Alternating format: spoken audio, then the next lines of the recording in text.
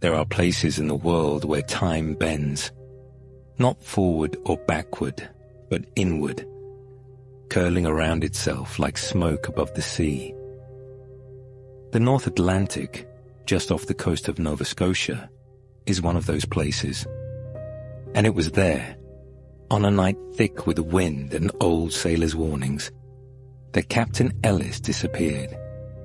Ellis wasn't a man of superstition. 61 years old, with calloused hands and silver-streaked hair that the ocean never quite bleached away. He had spent more time on the deck of his trawler, Orion, than in any house on land.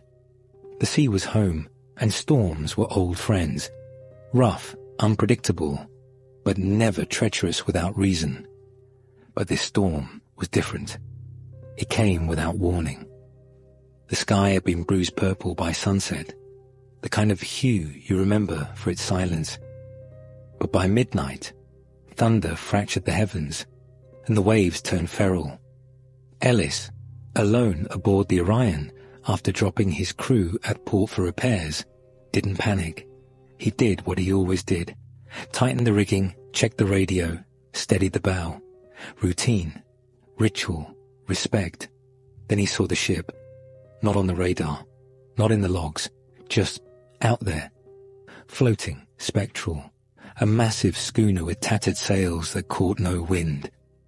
Its hull was blackened, like fire had once licked its bones, and it moved without a sound, slicing through the water with a grace no current should allow.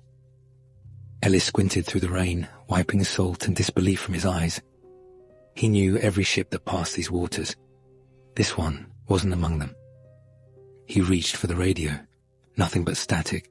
Then, a voice, soft, wet, like seaweed brushing skin. "You're late." Ellis froze. He turned back toward the ship. It was closer now, too close.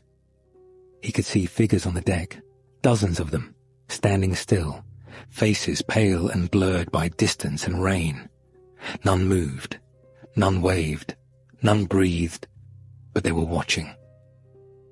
One figure stepped forward, a child, maybe 12 years old, barefoot on the slick wood, holding a lantern that glowed with an unnatural blue light. She raised her hand slowly and pointed at him. The radio shrieked. Ellis staggered back, heart thundering louder than the storm. His fingers trembled as he reached for the wheel, but it wouldn't budge. The Orion was no longer his to steer.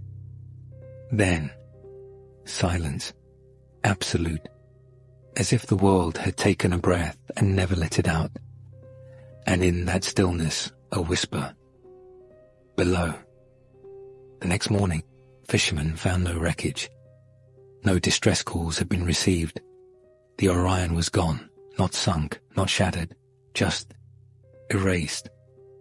But they say that on certain nights, when the fog rolls in thick as wool and the waves forget how to sleep, you can still see her, that ghost ship, that child with the lantern.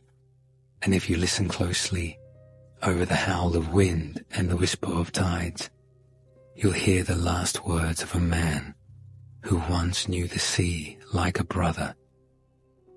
It's not death that waits beneath the waves, it's memory.